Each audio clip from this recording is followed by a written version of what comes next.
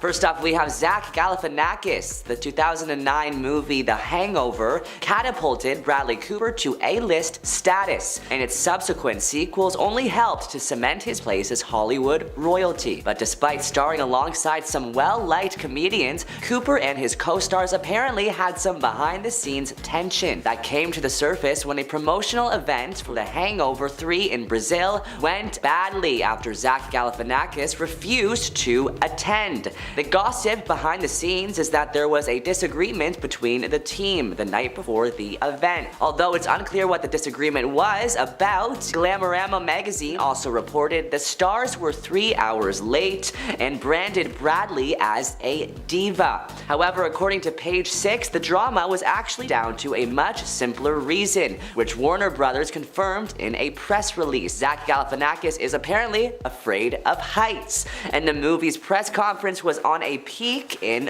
Brazil. An insider reportedly told Page 6 that, quote, the only way to get up there was by cable car, so Zach didn't personally appear, although he called into the press conference to let participants know and made a few jokes. Next up, we have Zoe Saldaña. Bradley Cooper and Zoe dated on and off from 2011 to 2012 after meeting on the set of The Words. A source confirmed to E! News that the couple broke up just before New Year's Eve, seeing in 2013 separately. And even though they worked together since on the Guardians of the Galaxy, it seems as though there's no love lost between them. Saldaña moved on just months later and was first spotted with her now husband, artist Marco Perego, in May 2013. The reason it's thought that Cooper and Saldaña's relationship ended badly is because the actress told Marie Claire in 2014, quote, I've been in relationships where a man has disrespected me, and I don't need to be friends with that man anymore. There's a reason why you're called an ex. You cross a line. You need to know that you're going to walk this earth knowing that there's an individual who has no respect for you. Granted, Zoe didn't specifically name Bradley as the ex, but according to Us Weekly, the Avatar star was only romantically linked to one other person who she was with 11 years prior to hooking up with Cooper. Next up, we have Yolanda Hadid. Yolanda's daughter Gigi Hadid and Bradley have been dating for nearly a year now, but the supermodel mom doesn't seem to be pleased with any of Gigi's love interests. When Gigi was dating Zayn Malik from One Direction, there was constant drama between the mom and Zayn. The former One Direction singer was charged with 4 counts of harassment after an incident in September 2021, which he allegedly, quote, grabbed Yolanda and shoved her into a dresser at their Pennsylvania home. Reports also claim that Zayn got caught in an alleged dispute with Yolanda in which she claimed the singer, quote, struck her. Gigi has had many A-lister boyfriends before Bradley that include Leo DiCaprio, Cody Simpson, Joe Jonas, and even Lewis Hamilton. Next up, let's discuss the drama between Bradley and Barbra Streisand. While most people are pretty happy about the latest remake of A Star Is Born, one person was apparently mad about not being offered a part in the movie. According to a report in The Express, as the lead in the 1976 version of A Star Is Born, Barbra Streisand wanted a cameo in Bradley Cooper's update, but the director, Bradley, was not receptive. Per a so-called friend of Barbra, the superstar feels offended that nobody seemed to even want to acknowledge her, let alone take any of her advice. However, speaking to the New York Times in October 2018, Barbra made it clear that Cooper had been in touch with her about the movie and had even shown her a clip before its release. When asked if she'd seen the movie yet, Barbra replied, I haven't seen it completed. Bradley did show me the opening. I was surprised by how similar it was to my version. While her initial comments could be construed as shade, Barbra noted some things she really liked about what she'd seen so far. I love how he used the drag bar. Thought that was new and interesting. What I've seen of the film I really liked, but we sadly might never know if the superstar is secretly salty about not scoring a role in the remake. Next up, we have Jennifer Esposito, Bradley's ex and only wife. Jennifer and Bradley got engaged in 2006, and their wedding took place in France just 2 months later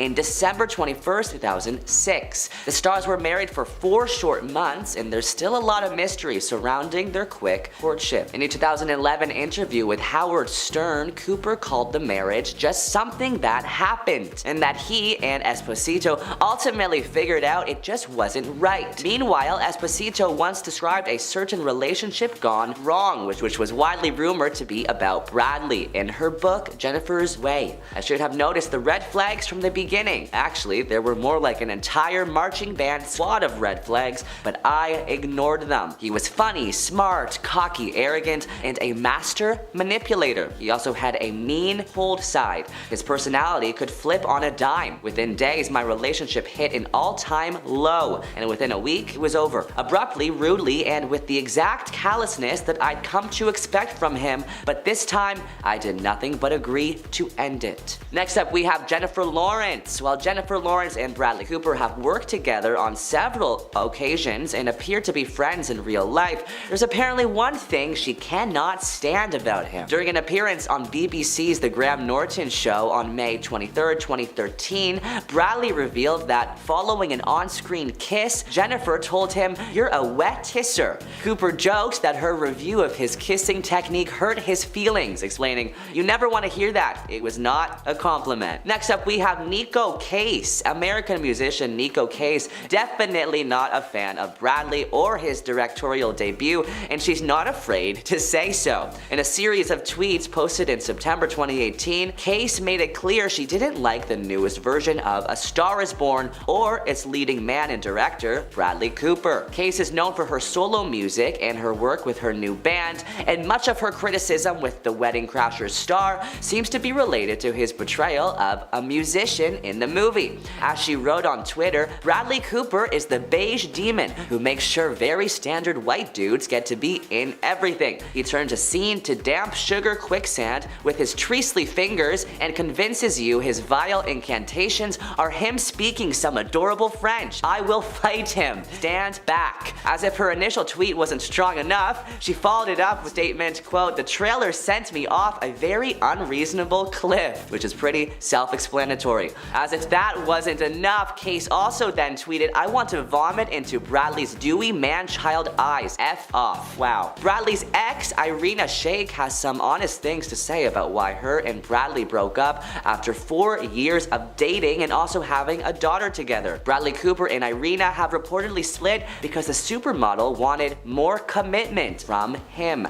Irina decided to end her relationship with Bradley at the end of 2019 because she was reportedly fed up, grueling work schedule. A source told Entertainment Tonight, Irina truly had high hopes for their future together and felt once the baby was born they would find the time to marry, but it never came fruition. She wanted more from Bradley in every single way, but she was unhappy and felt he spent too much time working. Recently, Irina decided enough is enough. She didn't feel that she was getting the level of commitment she wanted, and the endless fighting made their life unbearable. They're very different people, and once they realized it was the baby that was holding them together, it was time to call it quits. Bradley is also getting the heat online for the way he directed Maestro, the life of Leonard Bernstein. In an interview with Spike Lee for Variety, Cooper said, quote, "When we shoot the movie, no one is allowed on set," for clarifying that producer Steven Spielberg was the only exception. Steven Spielberg came 3 times, but other than him, there's no one. It has to be a sanctuary.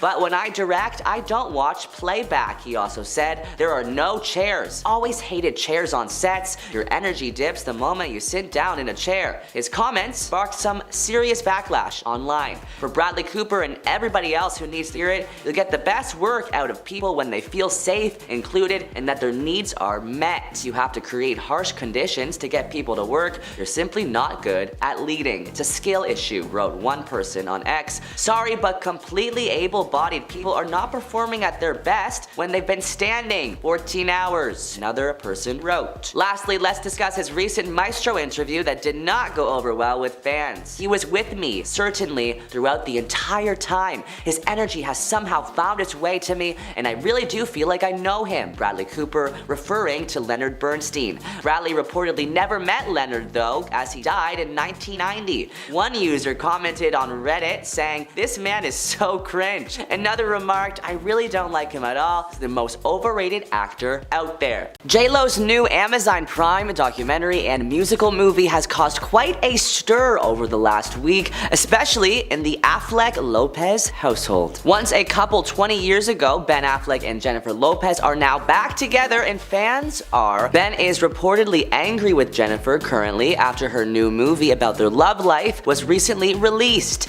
Insiders told The Heat that Affleck was reportedly scared that J-Lo's new film, This Is Me Now, would ruin his career, and apparently that fear has not dissipated.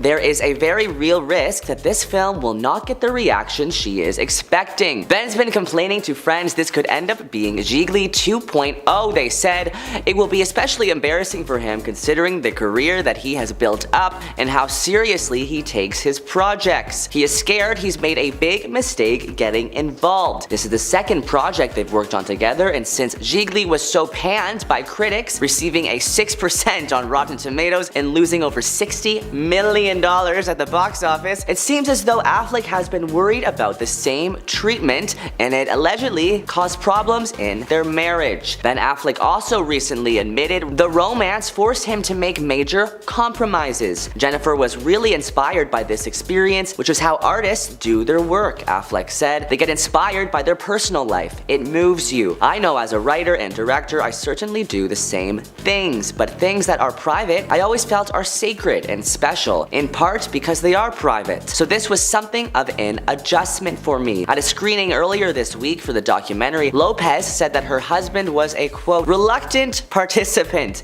in the whole thing. According to People, she told the audience during a Q&A session, the other scary part was that I was bringing into it my husband, who was kind of the reluctant participant and a silent participant and all. Affleck still admits his hesitancy with having the spotlight on their relationship. It's the first time that she's done something as an artistic form of expression that was purely for the sake of what she had to express. It was about bringing out the things she felt inside that she just wanted to say, Affleck said. And I don't really love being in the making of a documentary about my personal life, which is why I'm so relieved that it's not really, and it seems like I might be in this, but not really. I was worrying for no reason.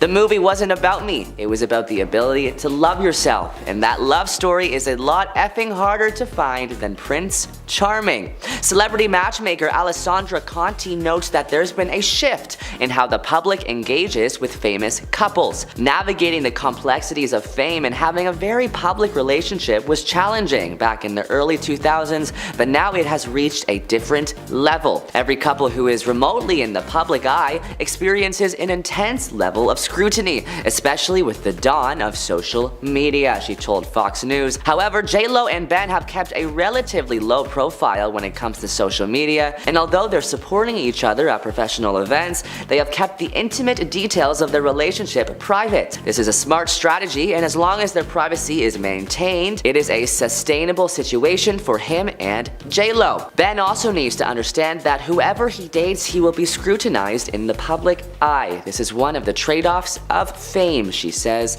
In the documentary, the couple admitted they, quote, just crumbled under the pressure of being a tabloid phenomenon, and it put a strain on their relationship, leading them to call off their 2003 wedding 3 days before it was supposed to happen. I had a very firm sense of boundaries initially around the press. Well, Jen, I don't think objected to it the way I did. I very much did object to it, Affleck said. Getting back together, I said, listen, one of the things I don't want is a relationship on social media. And then I realized it's not a fair thing to ask. It's sort of like you're gonna marry a boat captain, you want to like the water. We're just two people with kind of different approaches trying to learn to compromise. J-Lo is no stranger to headlines and tabloid drama though. Let's go down memory lane and rehash some of J-Lo's most shocking controversies. In 2020, Shakira and J-Lo co-headlined the Super Bowl halftime show, and she was accused of throwing some serious shade at Shakira. Lopez was seen getting into a heated debate with an NFL producer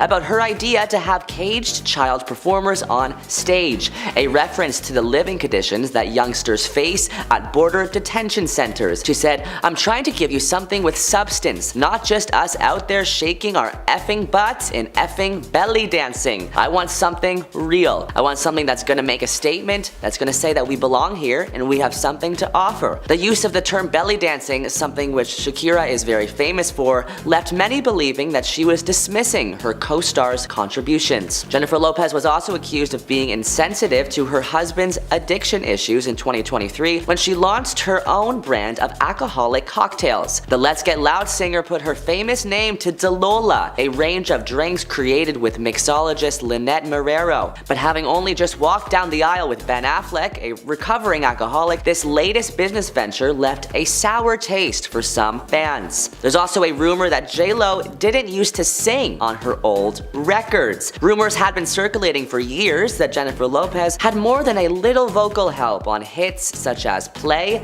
Ain't It Funny, and I'm Real. And in 2014, fellow R&B star Ashanti appeared to confirm that these tracks were essentially uncredited duets. Jenny from the Block is another Lopez banger whose chorus you may struggle to hear the lead artist on. In 2019, Natasha Ramos said J-Lo did indeed go in the studio and lay down background vocals over my voice. So I wouldn't say that she's so much lip syncing. However, the backgrounds are predominantly me, some ad-libs and laughs as well. Luckily, Ramos doesn't hold a grudge against the Hollywood star, but does against her label for failing to give her proper credit. Last year on TikTok, there was a viral trend going around, fans exposing J-Lo horror stories, and some of these are shocking. One woman described the experience of helping J-Lo at Foot Locker. She said Lopez, quote, cussed me out because the store didn't have the correct size for the shoes she wanted to buy her twins. But that was nothing compared to the story another woman had after Lopez came to stay in a house where she used to work as a maid. She described how a nail artist was called in to give Lopez a pedicure in bed, which the nail tech had to do upside down because Lopez, who was laying on her stomach, refused to roll over onto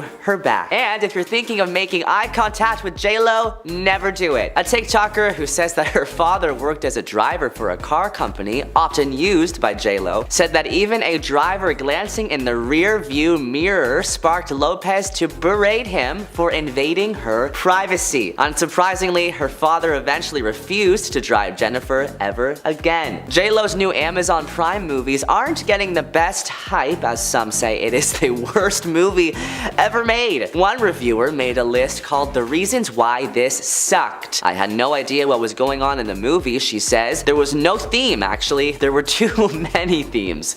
There were so many talented artists in the movie who were used more as props. They should have had a bigger role. She goes on to say, this movie seems like an ode to herself for nailing down a man, Ben Affleck. It's not really about love. This is a movie about conquering a man. She's basically telling everybody that the other relationships that her and Ben had were just filler until they could be together again. Her kids and Ben kids are going to be watching this. Do they really need to know how much she loves sleeping with their dad? We all know it's not her voice singing those songs, and then she continues by saying, and if it is, auto-tune should get a lot of the credit. She is narcissistic, over the top, and way too in love with herself. For people clicking more than 2 stars, did you actually watch it, or are you just clicking on 5 stars because you love this ego maniac? Yikes.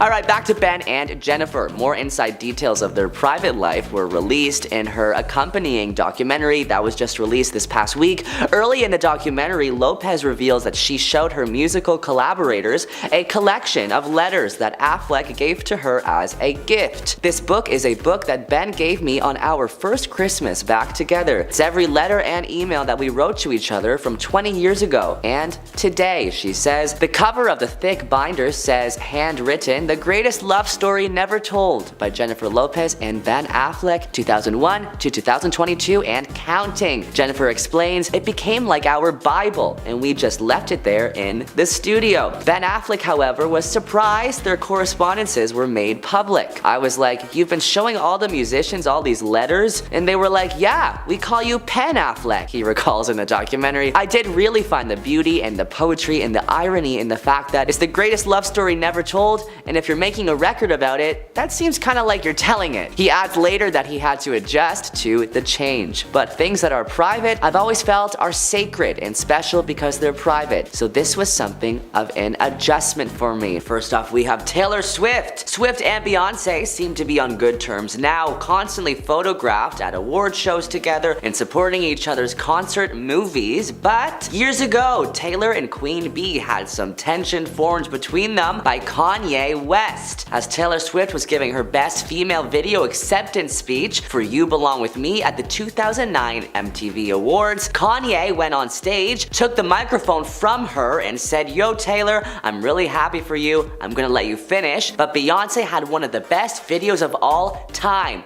One of the best videos of all time, referring to the music video for Single Ladies. As the live audience booed him, Kanye handed the microphone back to Taylor, shrugged his shoulders, and walked off stage. Next up, we have Keri Hilson. The beef started back in 2009 after Keri's Beyonce diss track surfaced. "Your vision cloudy if you think you the best. You can dance, you can sing, but need to move it to the left," she sang. "She needs to go have some babies. She needs to sit down. She fake. Them other chicks ain't even worth talking about." The R&B singer remained tight-lipped about her alleged 2009 diss track for years, but many believe the "Turning on Me" lyrics mentioned qualities that hinted towards Beyonce. Many believed Keri dissed Beyonce with the lines about moving it to the left, and this seemed to be a reference to Beyonce's 2006 song Irreplaceable. According to a report in Cheat Sheet in 2011, the Keri Hilson-Beyonce beef reached newer heights when Keri refused to hold the newest issue of Juicy magazine after noticing Beyonce and Jay-Z were on the cover. The internet then began to hate on Hilson for the evil way she has been treating Beyonce. As the internet hate grew severe and became unbearable, Keri took to Twitter in 2013. The singer wrote, "You have no idea what your hateful words could do to someone's spirit. Years of verbal abuse from strangers all day long. Enough is enough." Next, let's discuss Beyonce's alleged rude restaurant behavior. Multiple servers have made an assortment of claims about her. Although Beyonce might seem down to earth at times, she also has a $70 million yacht, so it makes sense that there might be some stories of her behaving in a rude manner. In 2002 and 2006, a waitress says that Beyonce was very rude to her. According to the post on Quora.com, she first encountered the singer at Papa De, a restaurant in Houston, Texas, and Beyonce wouldn't look her in the eyes. Solange, Beyonce's sister, was nice, but Beyonce wasn't, she says. The waitress also came across Beyonce in 2006 at the NBA All-Star Game, which took place at the Houston, Texas Center. As the server posted, again, incredibly rude. "I get you are famous, but a true queen has class. So in my opinion, Queen B, or whatever she's called, can kiss my you-know-what." There's another story out there about a restaurant order connected to Beyonce. According to LouisvilleFuture.com, Beyonce was signing at the KFC Yum Center in December 2013, and Beyonce and the people working for her ordered a ton of food. Someone who worked for her came into a restaurant called Highlands Buffalo Wild Wings and paid for the $900 bill. The order was 4 salads, 5 burgers, fish tacos, fried shrimp, 20 chicken tenders, more than 100 wings, and more than 100 boneless wings. The problem? Not only did Beyonce's employee not leave any tip, which is impossible to believe when the restaurant bill is almost $1,000, but they weren't polite when ordering either. Mahogany Lucas, the cashier, even gave the employee free food, and there wasn't a tip there either. They said the employee was very rude and demanded the food be ready soon. Next, we have Kim Kardashian, who allegedly is not a fan of Beyonce. It's well known that Beyonce and the Kardashians are not friends, and it's believed the reason for this is because Jay-Z and Kanye's ongoing feud. The power couple didn't attend Kim and Kanye's wedding, despite Jay-Z previously being his mentor and a main player in kickstarting his career. In April 2018, Kanye told radio host Charlamagne that thank God their feud began after the couple snubbed his wedding. According to Page 6, sources told the publication that Beyonce, who keeps most of her family life private, didn't like that Kanye was participating in keeping up with the Kardashians. Beyonce always gives Kanye a lot of grief whenever he does anything for the show, they said. Another source told the publication that Kim and Kanye's obsession with fame irritates Beyonce. And Beyonce reportedly owned Kim K in a tense phone call. Beyonce flipped out on Kim when Kim called her to try and soothe tensions after Kanye's 2016 hospitalization, a source told the website. Basically, she told Kim to never ever contact her or her husband again and said stuff like she thought that the two of them are made for each other because they're both talentless and Pathetic. Next up, we have Wendy Williams. When Beyoncé was set to release her HBO special, Life is But a Dream, Wendy Williams was quick to say, I am a Beyoncé fan. I'm gonna watch her upcoming documentary because fortunately, one of the TVs in our kitchen has closed captioning, so I'll be able to understand what she says. The audience began laughing nervously before Wendy went in for the kill. You know, Beyoncé can't talk. She sounds like she has a 5th grade education, she says. This did not go over well at all with Williams' audience, who responded with several boos. Excuse me, I just said I was a fan, she said, but we have to call a spade a spade. Next up, we have Azealia Banks. Azealia has a lot to say about everything and anything except her own music that apparently is not doing too hot. In 2016, following the release of Beyoncé's album Lemonade, Banks was quick to respond to writer Ta-Nehisi Coates' praise of the singer's work. I don't think for a second that Beyoncé was intelligent enough to come up with any of those ideas on her own, she tweeted, but there is an update on the drama as just a few weeks ago, Azealia made another comment about her. Beyoncé announced details of her new album Renaissance Act 2 during the Super Bowl, and as soon as the commercial concluded, Beyoncé released the project's first 2 singles, Texas Hold'em and 16 Carriages, and the banjo twang of the former and the slow pacing of the latter both seem to confirm ongoing speculation Beyoncé was planning on releasing a country-flavored album. Now, Azealia has spoken up, warning her fellow performer that she was making a mistake. In an Instagram stories post, she said about the new material, there's nothing country about it. You're setting yourself up to be ridiculed again. There's a theatrical element to country music. The critics are not just going to accept an ugly blonde wig and bullying from Jay-Z. It's giving big-time musical grift. Yes, black girls can make country music, she continued, but you're just really not hitting the button. Next up, we have the controversial Rudy Giuliani. Rudy Giuliani, the former mayor of New York City, took issue with Beyoncé's 2016 Super Bowl halftime show. During the performance, she debuted her single Formation and paid homage to the Black Panthers, Malcolm X, and the Black Lives Matter movement. Giuliani interpreted her show as an affront to law enforcement. This is football, not Hollywood, Giuliani told Fox and Friends after the big game. I thought it was really outrageous that she used it as a platform to attack police officers who are the people who protect her and protect us and keep us alive. Giuliani argued that the Super Bowl is for middle America and that the NFL should be providing, quote, decent, wholesome entertainment to that audience rather than political messages. Giuliani's criticism of Beyoncé received serious backlash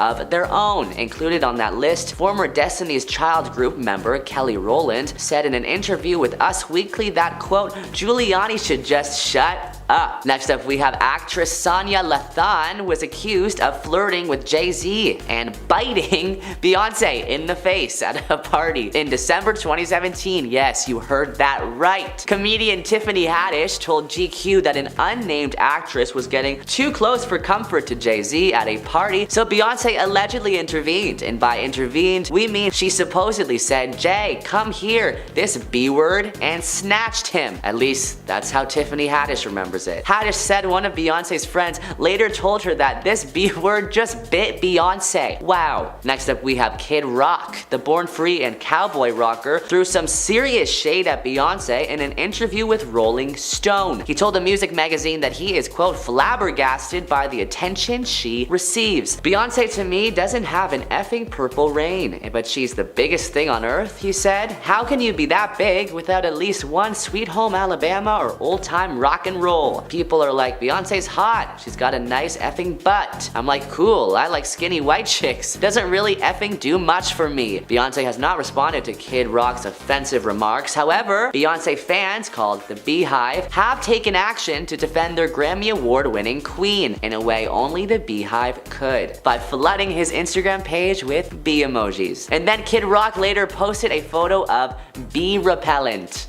Yikes. Lastly, we have Fox News presenter Bill O'Reilly. The famously right-wing host labeled Beyoncé's video for the song Partition as, quote, exploitative garbage and suggested it will encourage pregnancy among teen African-American females. First up, we have Dakota Johnson. Dakota is the daughter of Don Johnson, an actor and film producer, and Melanie Griffith, a famous actress. Although Dakota has had a successful acting career starring in films like 50 Shades Shades of Grey and The Social Network. She has been involved in numerous controversies, but let's discuss her current one, Madame Web. Madame Web has been one of the worst rated movies of any Marvel associated movie, earning a whopping 13% on Rotten Tomatoes. The film's implosion comes after its star, Dakota Johnson, often appears notably disinterested and dismissive of the movie and the superhero genre in general during a promotional tour that some social media users described as unhinged. During an appearance on Magic FM earlier this week, Johnson revealed that she, quote, hadn't actually seen Madame Web. The actress added that she tends to sneak out the back door at her movie premieres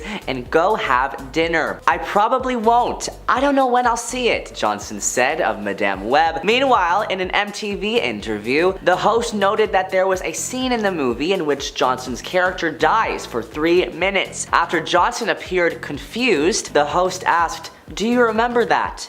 She does? I haven't seen the movie, Dakota says, but you could be right. Next up, we have Olivia Jade, the daughter of Full House star Lori Loughlin. She posed for rowing photos and acted like she didn't know what was happening. One Reddit user fumed. If you don't know the whole rowing controversy, let me quickly explain. In 2018, Olivia's parents tried to get her into USC, University of Southern California, as crew athletes, despite Olivia never actually being a rower. The parents were arrested in March 2019 and were accused by federal prosecutors of paying $500,000 to ensure that both their daughters, including Olivia, would be accepted to USC. Next up, we have Kendall Jenner. Born into the Kardashian family, Kendall has always known fame, but she has been involved in an insane amount of controversies. Remember the Pepsi commercial, which depicted her resolving a racial protest by handing a police officer a can of Pepsi? Yeah, that one was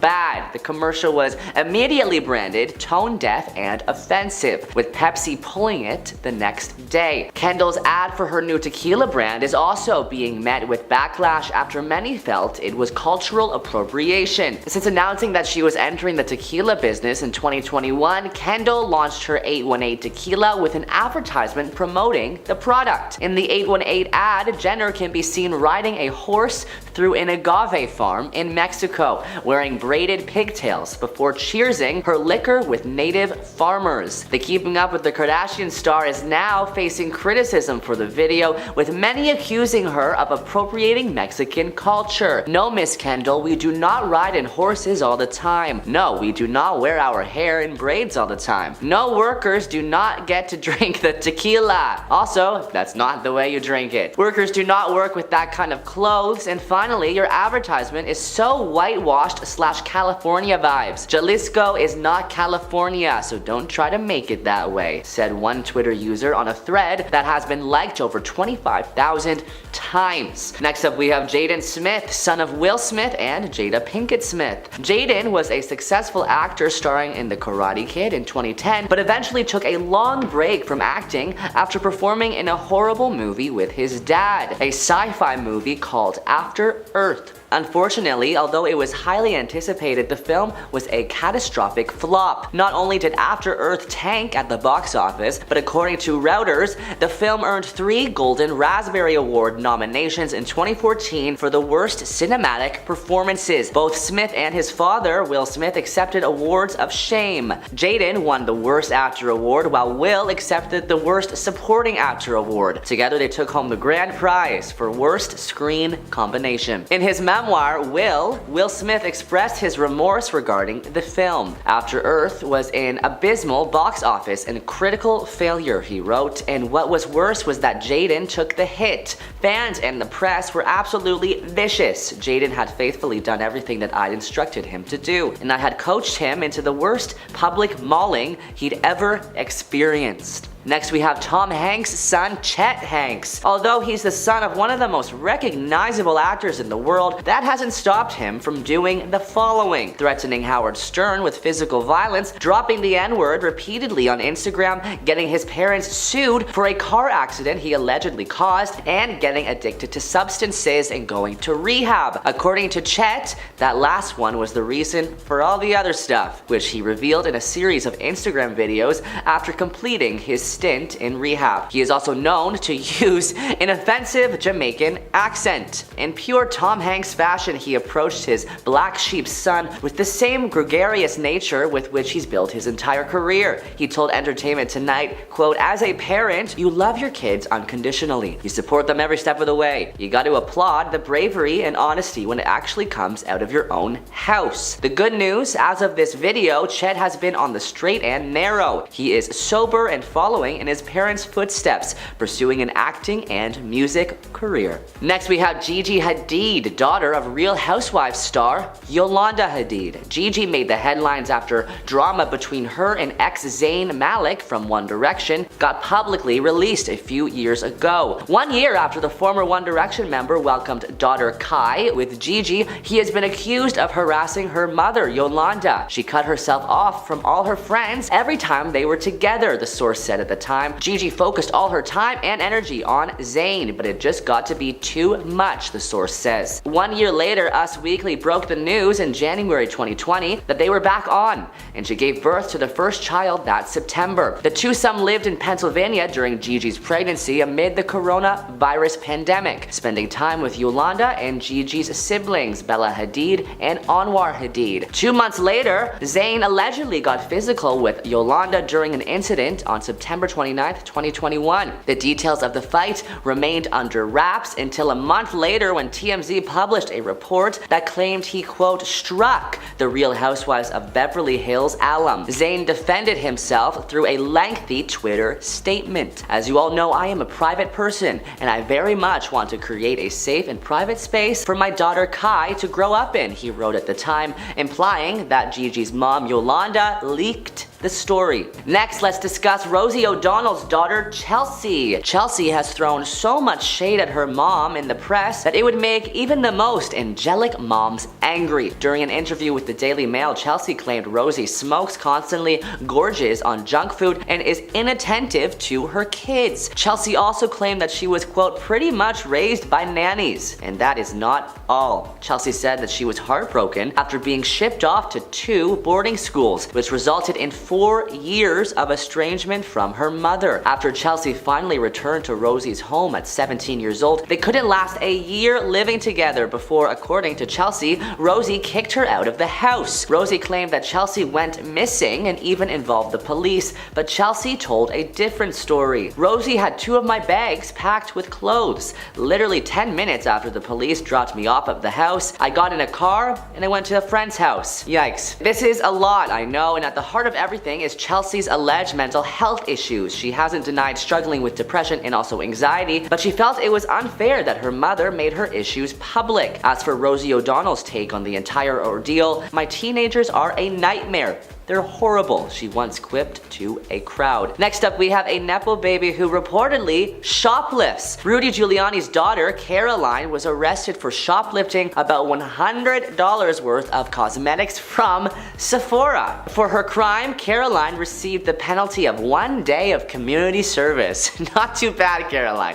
Not too bad. Next up, we have Lily Rose Depp, Johnny Depp's daughter. Other than starring in the very controversial TV show last year, The Idol, with The Weeknd, she is known for her erratic behavior in public. A Reddit thread titled "Is Lily Rose Depp okay?" went viral recently, and some users share their opinions on the Nepo star. I heard her new girlfriend is a regular user, and people speculated Lily is now partaking in those activities more regularly too. As a result, I have absolutely no proof of that though, I'm just relaying what I've heard. Hope she's alright, one user says. Another commented on her physical appearance, saying, "Eating issues can be a lifelong struggle with relapses. I speculate that she might have fallen back into one of these relapses. Hopefully she has a network of support to help her get to a better place." Lastly, we have Timothée Chalamet. Timothée's mom is a famous Broadway actor. Timothée posed alongside Zendaya on the Dune 2 red carpet in South Korea earlier last week. He donned a gray leather jumpsuit and pouted at the cameras. Zendaya matched the actor and donned a pink jumpsuit, but put her spin on it by wearing it off the shoulder and belted at the waist. But fans noticed Timothée seemed to look somber while posing and flocked to Reddit to discuss their thoughts. Someone scheduled a wellness check for Chalamet, one user said, another saying, "Can we stop giving these people more attention? They're a bunch of talentless, greedy culture vultures who are helping destroy our planet." And before anybody comes after me, I've never been a Timmy fan. He's an overhyped mayo man in my opinion. Starting off with a man living up to his name, Jonathan Majors has turned out to be a major disappointment. His Hollywood career was very promising, including multiple blockbusters and hit TV shows, most notably Creed 3 and Marvel's Loki. His role in the Marvel Cinematic Universe was Kang the Conqueror, the next major Marvel supervillain. He was featured in both seasons of Loki and Avengers: The Kang Dynasty, which is set for release in 2026. However, March of 2023 has shifted those plans. Jonathan Majors' girlfriend at the time found text on his phone suggesting infidelity, which led to a heated argument between the two. The disagreement turned violent and Majors was arrested and later convicted with 2 offenses, both assault. His sentencing has been postponed until April of this year, but was supposed to be for this month. Since his arrest, he has been removed from multiple projects, including the MCU. It's unclear to the public what Marvel plans to do with the character of Kang. They may choose to recast the role or possibly alter their timeline and erase Kang altogether. But one thing's for sure, we probably won't be seeing him anywhere for a while. Next up is another hit TV show star, Percy Hynes White. If this name is not familiar, that might be because Percy's career was basically over before it even started. White was set to become a teenage heartthrob after starring in the Netflix hit Wednesday. The show released in November of 2022, but it was only a short 2 months later, in January of 2023, that Percy was cancelled after being accused of assaulting multiple girls. A user on the social media site X alleged that White, at age 17 to 20, would purposefully intimidate girls aged 13 to 16 before pressuring them into getting with him.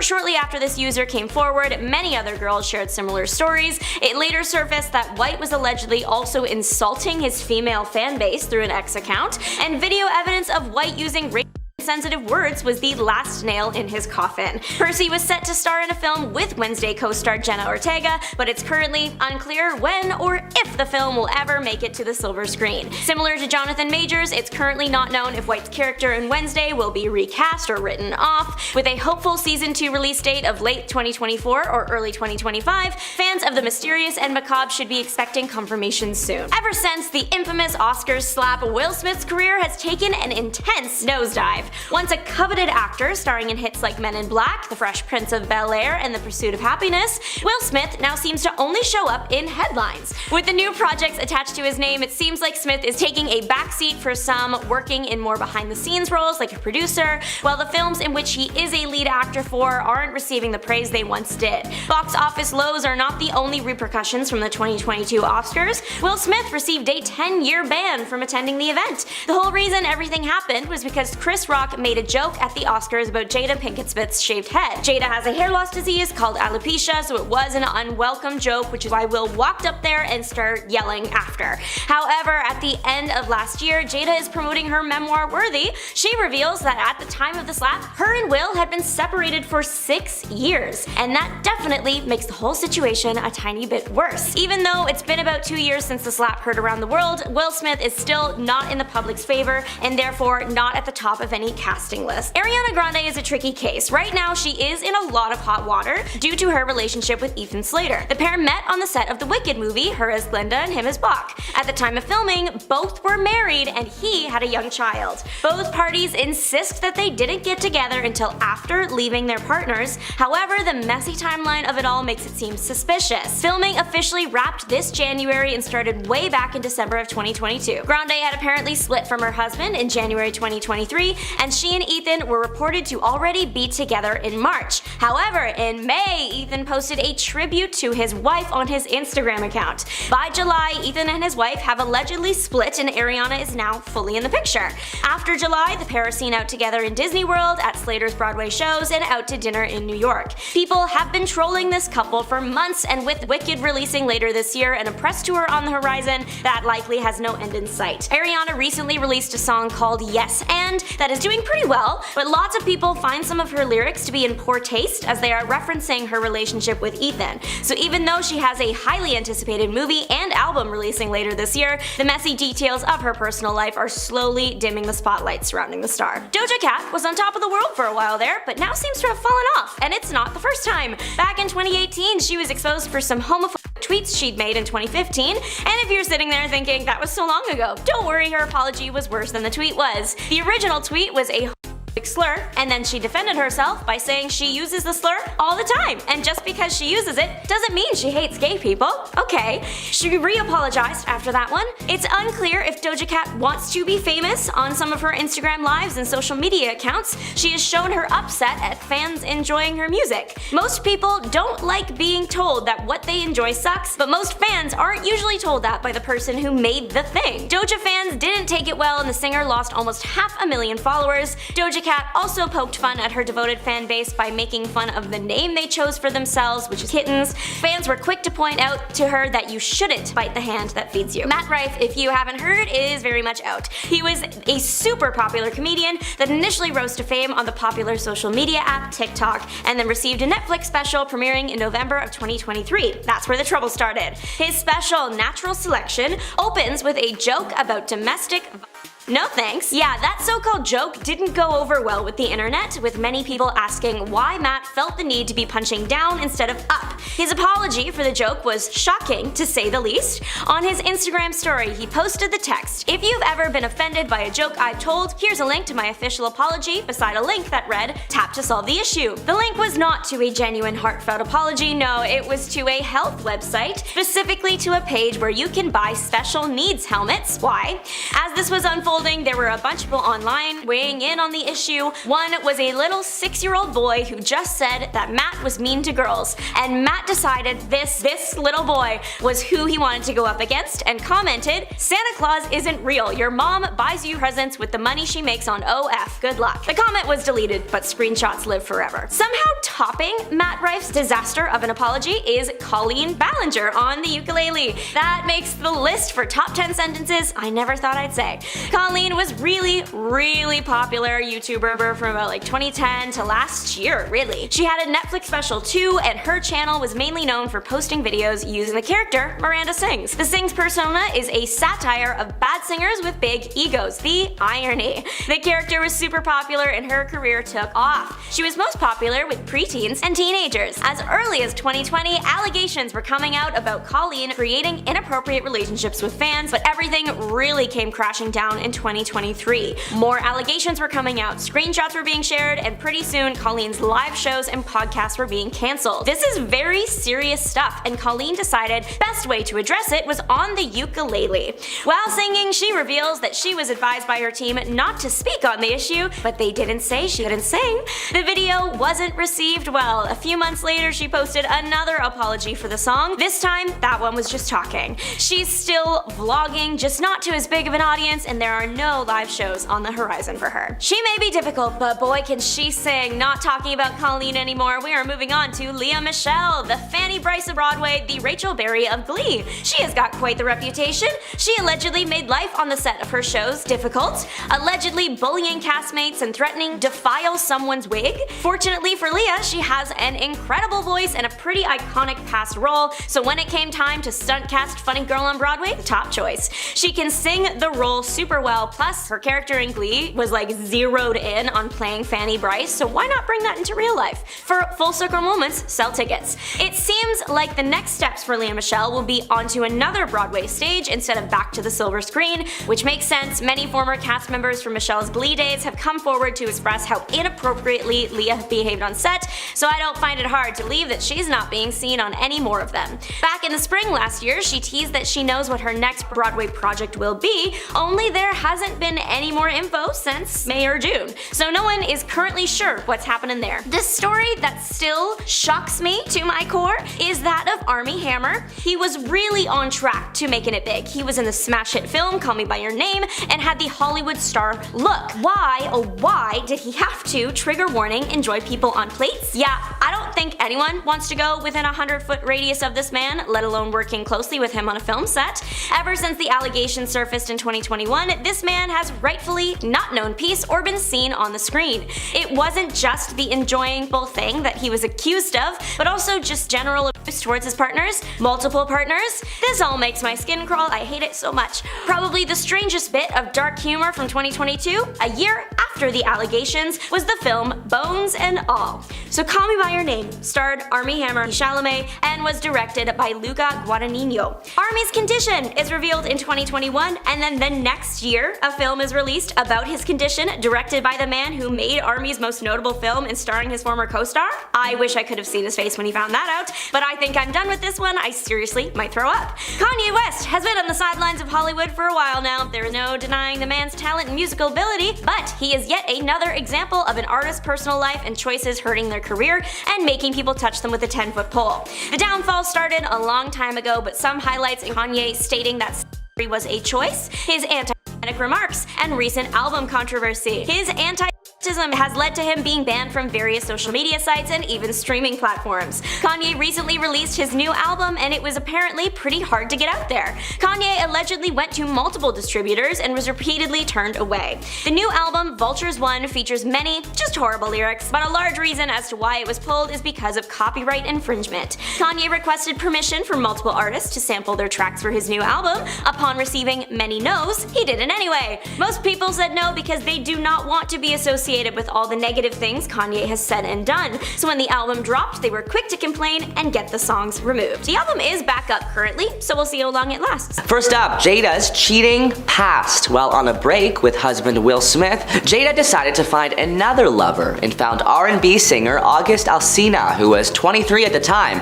when Jada was 45. 4.5 years ago, I started a friendship with August and we actually became really good friends, she said on an episode of Red Table Talk, and it all started with him just needing some help, me wanting to help his health and his mental state. But a Hollywood actress close to the couple told the Post in 2020, quote, Jada said she was mentoring him. She did not help him. She helped destroy him. The fans were furious when they found out that Jada was the reason Jaden started substances, let's call it. Jaden Smith spoke at a conference about substances and seemingly admitted that his mother was to thank for their use in his family. After Pop Crave shared that Jada had reportedly introduced her Hollywood famous family to drugs, many fans used the outlet's Twitter thread to criticize her actions. One person slammed by saying, "Unserious family. She gotta be the worst mom in the world. Why this family's so weird? Like I've never seen one normal headline about them," a second asked. Jada was also exposed for supporting her husband, Will Smith, after he slapped Oscars host Chris Rock on stage. Jada Pinkett Smith, who has been married to Will for nearly 25 years, finally broke her silence on the altercation months after the Oscars incident in June 2022 on an episode of her Facebook Watch series Red Table Talk. "My deepest hope is that these two intelligent and capable men have an opportunity to heal, talk this out, and reconcile," she said at the time. "The state of the world today, we need them both, and we all actually need one another more than ever." She also noted that she has Will's back in the aftermath of the scandal, adding, "Until then, Will and I are continuing to do what we have done for the last 28 years, and that is to keep figuring out this thing called life together." The View talk show panelist ripped into Jada for her candid interviews and tell-all memoir that detailed her struggling marriage with Will Smith. The Matrix Reloaded actress Jada recently revealed that she had been separated from the Fresh Prince of Bel-Air star since 2016, but she still considers him, quote, her life partner. "I actually love celebrity gossip, you guys know it, but this couple, everything I know about them is like against my will," Alyssa Farah Griffin said on October 17th on The View. Alyssa noted that while she may make fun of her own husband, Justin Griffin, there is still a fine line in their marriage. "We all share about our personal lives, but I would never say something that humiliates, demeans, or shames my husband," she explains. "What I think has been hard to watch, and I'm gonna give her the benefit of the doubt, I think she's probably somebody who processes things by talking them out, and she's chosen to do it in the public eye, unfortunately. But what she's missing is taking care of her partner and father of her children, who you see the pain on his face in these interviews. She continued, noting that while she's a huge fan of Will Smith, she still believes the separated couple still have an unhealthy dynamic. However, co-host Sunny Hostin reminded the View panel that Will already admitted to approaching marriage very differently from his former partner. She had experience in her family open marriages, Hostin said, whereas in his family, he saw it as a much more traditional way, but he loved her so much he was willing to change for her. Joy Behar interrupted to add, quote, "But you can love somebody a lot and not allow them to emasculate you. You have to stand up for yourself." Fellow panelist Sarah Haynes also pointed out that Jada wanted to keep her promise of never getting a divorce, and yet she doesn't refer to Will as her husband. They no longer live together and they are romantically involved with other people. Their kids are hurting, but they're going to call it a not broken promise when you broke every promise along the way, she said. Jada is also known to be vicious to Will's ex-lovers. Jada spoke about a woman who had stepped over a boundary when it came to her husband on an episode of her show Red Table Talk. "I might have gotten a little hostile where I felt like people stepped over a boundary and they were disrespectful," Jada said during a conversation with Ayesha Curry and her family. The actress continued saying, "I know who I am, and more importantly, he knows who I am. Right?" Jada's mother, Adrienne Norris, then said the responsibility is more on the men. Jada agreed and added, "I think also you need to have an internal space of confidence. At the end of the day, that's part of it." Another embarrassing Jada moment is the infamous Stephen Colbert interview. Stephen Colbert interviewed Jada about her memoir, and it was, let's just say, awkward. In one segment of the interview, Jada noted that the Oscars brought her and Will closer together, to which Stephen replied, "Really? That helped? How so?" Jada Smith also confessed that she, quote, "really did not want to get married to Will." In fact, the actress admitted to crying down the freaking aisle, she says, before tying the knot with the Fresh Prince of Bel-Air star on New Year's Eve 1997. "I was under so much pressure, being a young actress, being young, and I was just pregnant, and I didn't know what to do," declared Jada. "I never wanted to be married." Pinkett Smith candidly recalls her mother, Adrienne Norris, also known as Gammy, forcing her daughter and Will to wed after she became pregnant with their first child together, now son Jaden. "I really didn't want to get married," she says, while seated around a circular table with her mom as well as Will and their daughter Willow Smith. "We only got married because Gammy was crying," a chuckling Jada informed her daughter Willow. "I do remember wanting you and Will to get married, but I don't remember your rejection of the idea of marriage," her mom added. "I remember the rejection of the idea of a wedding, but never of a marriage." Jada then recalled being browbeaten into big day submission. And now Gammy gone to Will crying about, "I don't want a wedding, and now I'm being forced to have a wedding," she says. "I just wanted it to be the two of us on a mountain because I was like, this is serious business." Will Smith gave a stern warning to his wife Jada, saying, quote, "Don't use me for clout," in a resurfaced 2019 video that was going viral on social media. The 49-second clip, which was initially filmed by Jada on her Instagram Live, has clocked thousands of views on Reddit since it popped up in the wake of Smith's assault on Chris Rock at the Oscars 2 years ago. Jada initially made the video to promote her chat show Red Table Talk, with the vision showing her state, "You know, our therapist Esther Perel is coming to the table. She's gonna be at the red table," she says. She then flashed the camera to her husband and asks, "Would you say she's been instrumental in you and I redefining our relationship?"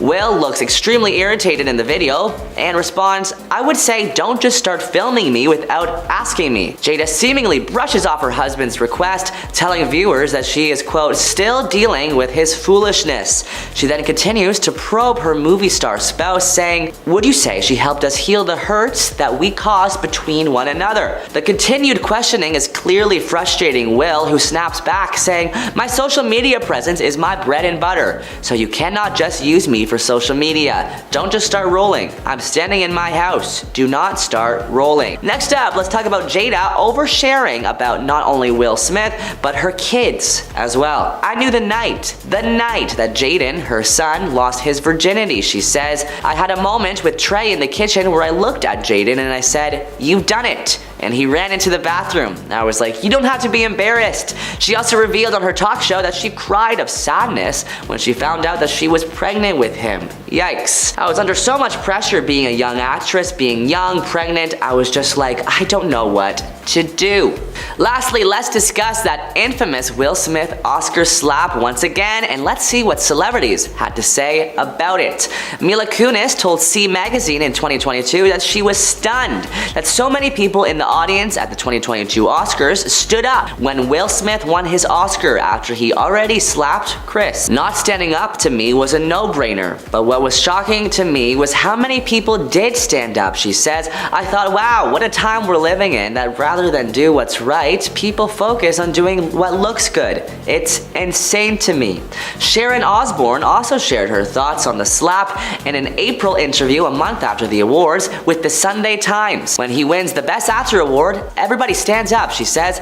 It's like you're such hypocrites. You're gonna go home and say how disgraceful his behavior was, but you stand up and give him a standing ovation. First off, we have Jennifer Lopez. When asked to appear in a video for a charity song benefiting African AIDS program in 2001, J-Lo agreed, but only under the right conditions. In exchange for her 90 minutes of work to make the video, she wanted a trailer where everything had to be white, including the flowers, curtains, and even the candles. The star also wanted Cuban food, which she reportedly then didn't eat. What's more, the rider included requests for chocolate chip cookies and pie a la mode, but absolutely no tomato, apple, or grape juice. Odder still were the entertainment requirements, which demanded an assortment of music that included Mark Anthony and Matchbox 20. That honestly doesn't surprise me too much, since J-Lo is known for being a diva, one time even replacing a $100 tip her husband put down for the waitress, switching it with a $5 bill. Next up, we have Van Halen. Throughout the 80s, Van Halen had a provision tucked away in their rider. A rider is a set of requests or demands that a performer sets as criteria for performances. And their rider said that backstage bowls of M&Ms couldn't contain any brown ones. On its face, the request sounds really ridiculous, but as all M&Ms taste the same, regardless of color. However, this request was really a clever ploy devised by lead singer David Lee Roth, who wanted to test how committed the promoter was to details.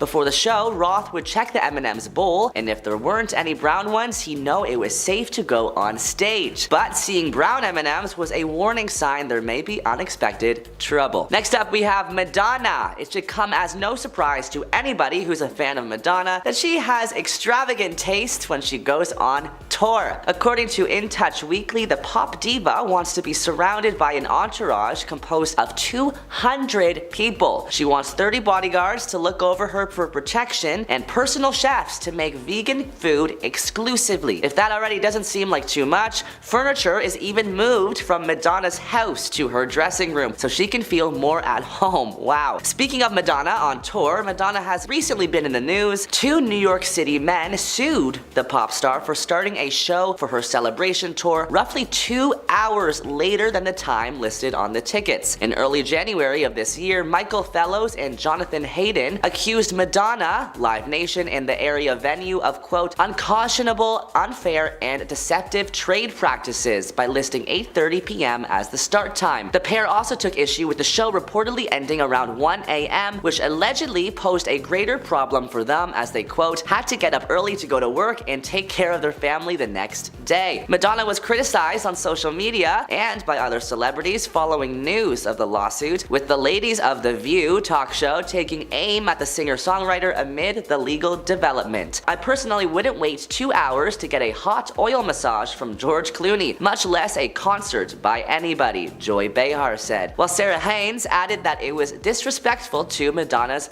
fans. Next up, we have Katy Perry. Katy Perry knows what she wants, and it shows in her 45-page rider. Among the things listed on the rider are French lamps, a director's chair with her name on it, a total absence of carnations, and someone whose sole task is to prepare cut-up fruits and vegetables. But what stands out as the most extreme provision in the rider is that the singer reportedly doesn't want anybody who works in her staff to say a word to her before a show, especially definitely not the chauffeurs. So, if you got into the service business on the off chance you could one day mingle with Katy Perry, don't get your hopes up. Our next diva celeb is Justin Timberlake. Pop star and actor Justin Timberlake is one of several celebrities who appear to be very conscious about health and germs, as he requires that somebody goes around and disinfects every single doorknob backstage and at any hotels that he stays in every 2 hours. In addition to this, JT is also known to request that he does not have to share the elevator with anybody when on tour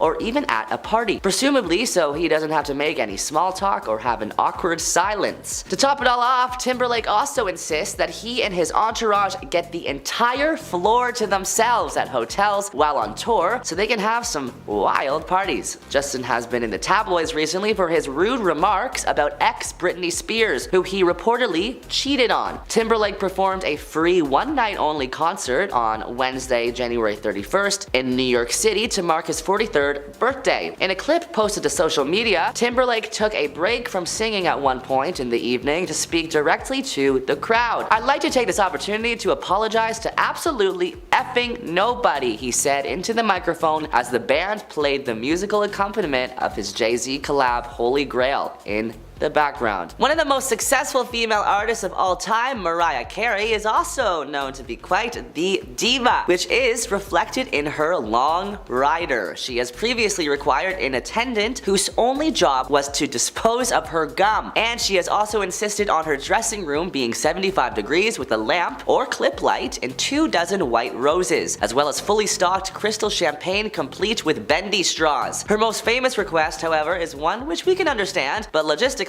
must be an absolute nightmare for promoters to arrange. Before going on stage, Mariah wants her dressing room filled with puppies, rabbits, bunnies, and any other soft animal, which she states helps to calm her nerves. In recent years though, Keri has reportedly put her diva days behind her and has a much more modest rider. Beyoncé demands her dressing room be kept at 78 degrees and asks for chicken legs, quote, heavily seasoned with cayenne pepper and rose-scented candles, and don't have Coca-Cola products anywhere near Beyoncé as she only drinks Pepsi. Here are some of the demands. 1 large table for catering dressed with white tablecloths. 4 brand new white towels in the bathroom, 2 for the face and 2 for the body. Hot food includes juicy baked chicken, legs, wings, and breasts. Please season with fresh garlic, seasoning salt, black pepper, and cayenne pepper. Steamed garlic broccoli, lightly seasoned green beans, lightly seasoned steamed spinach. 1 case of Aquafina water, half cold, half room temperature. 1 hot tea, sliced lemon wedges, rose-scented candles, a lighter for candles, and a CD player. Our next diva superstar is Rihanna. The singer insists on blue or black drapes layered with, quote, icy blue chiffon. Rihanna also needs an animal print throw rug and has a very specific candle request. Here are some of the demands on the rider. 5 AC power outlets, adequate lighting for a, quote, relaxed atmosphere, white drapes to cover lockers and or brick. 1 humidifier, 1 large throw rug, plush and animal print, cheetah or leopard. It must be clean as she will walk on it barefoot. 6 candles, 4 small clear square vases with white tulips,